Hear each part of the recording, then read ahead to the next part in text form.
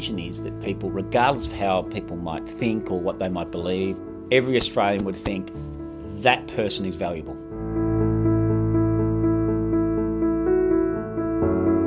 I'm gay, queer, so I've definitely not always been included, but I've also been really included where I know so many others haven't. I have a huge privilege that I need to continue to use to sort of help other people, or help the people that maybe are doing the excluding. Whilst I'm from a English-speaking country, and certain times when you say, oh, this is Phil, he's from America, and I could see people's visage change.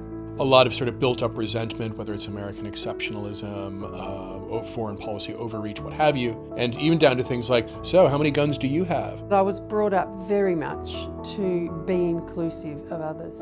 And so if there were other people who were sitting on the sidelines, the onus was on me to try and include those people if they wanted to be included. Excluding people because they're different, it erodes the really important interconnections between people, the sort of civic bonds that allows Australia and our community to be positive and a great place to be.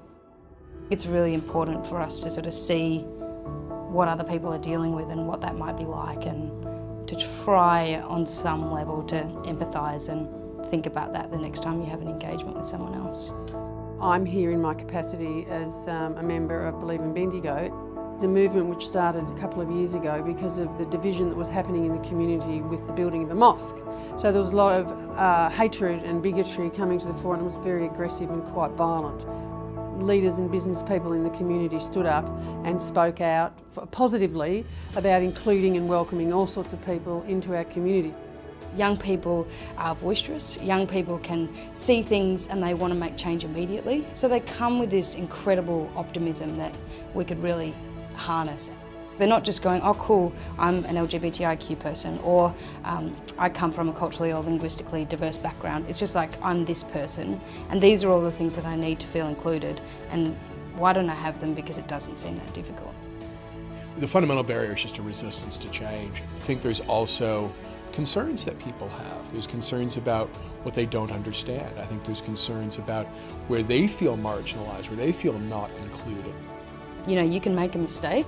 In those moments, knowing how to react and be like, I'm sorry, and be humble about it and be uncomfortable, and then really dissect why that happened, what prejudices do you have, what have you now uncovered that you now have the opportunity to not make that mistake again.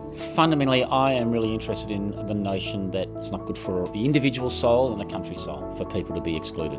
That's what drives me to be involved in this project. I suppose as a parent, you just want to, you want to leave the world better than you found it for your children and your children's children. It's really that simple on a personal level. And this is a great country, and there's a lot that Australia gets right, and there's things that we can get even better, and I think this is one of them. Gary Foley, who is an incredible sort of advocate in the Aboriginal and Torres Strait Islander space, he said, what can you do to support or help dissolve racism? And he said, go home and talk to the person at your kitchen table. There's a lot of work going on for the last 18 months working on what's going to be happening for inclusive Australia, that you actually can change or influence the mindset and the behaviour of a nation.